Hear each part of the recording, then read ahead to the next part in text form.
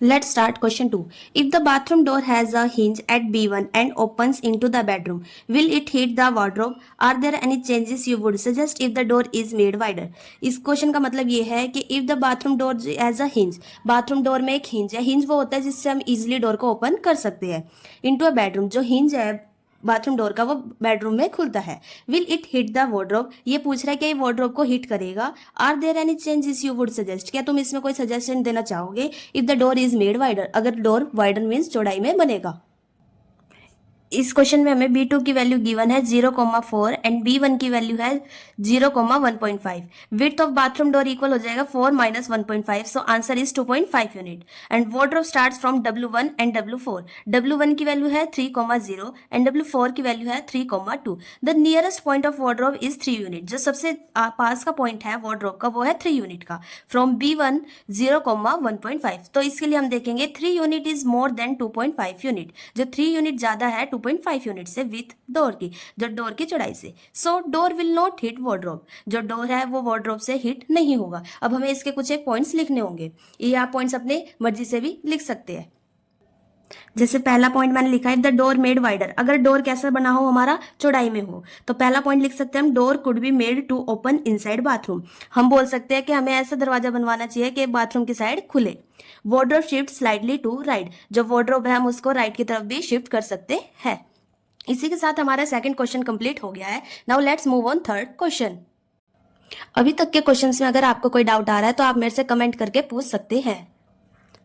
Question 3. Look at Riyan's bathroom. First part. What are the coordinates of the four corners of O, F, R and P of the bathroom? ये हमें coordinates पूछ रहा है 4 corners के. कौन कौन से कॉर्नर्स है वे? O, F, R and P. सो हम बुक की हेल्प से इसके कॉर्नर्स को निकाल लेंगे. बुक में हमने निकाल लिया है. O पॉइंट हमें यहाँ पे मिल चुका है. ये है वॉशरूम का O पॉइंट. O पॉइंट की वैल्यू है 0,0, तो हम आंसर में लिख देंगे 0,0. एंड F के लिए हम पॉइंट ढूंढेंगे. ये हमारा F पॉइंट है. F के लिए हमें एक्स एक्सिस की वैल्यू नहीं गिवन है तो हम उसको 0 लिखेंगे. एंड Y एक्सिस की वैल्यू हमें गिवन है तो वो है 9, तो इसकी वैल्यू हो जाएगी 0,9. अब R के लिए हम पॉइंट देखेंगे. X पे वैल्यू क्या है इसकी? -6. एक्स पे वैल्यू क्या है इसकी? -6. एंड वाई पे वैल्यू है इसकी 9, सो आर की वैल्यू हो जाएंगे -6,9. एंड पी के लिए हम देखेंगे.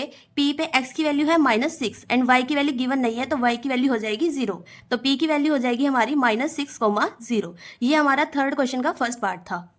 Now we can move on second part. What is the shapes of showering area SHWR in Riyan's bathroom? Write the coordinates of the four corner. अब हमें शावर एरिया का कॉर्नर्स की वैल्यू निकालनी है. उसके लिए हम दोबारा बुक की हेल्प लेंगे.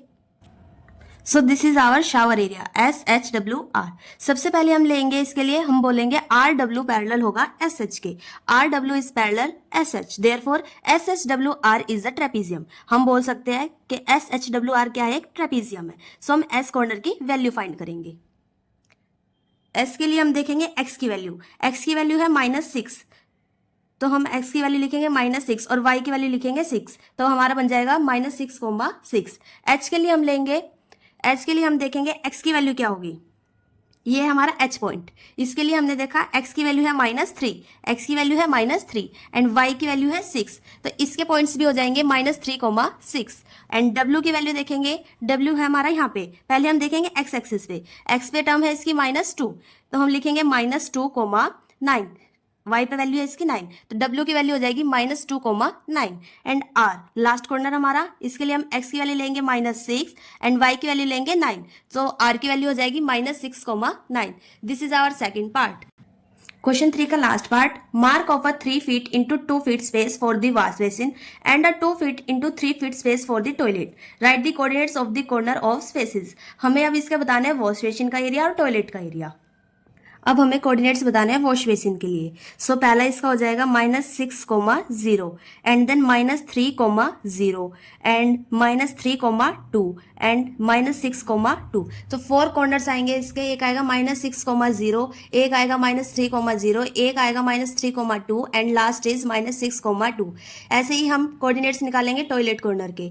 टॉयलेट कॉर्नर के लिए भी हम सेम प्रोसेस करेंगे. First is -6,2 and then second is -4,2, third is -4,5 and fourth is -6,5. सो आप देख सकते हैं पहला है कोऑर्डिनेट इसका -6,2, second is minus 4 comma 2, third is minus 4 comma 5, and fourth is minus 6 comma 5. Now let's move on question number 4. Other room in the house. Riyan's room door leads from the dining room, which has the length 18 feet and width 15 feet.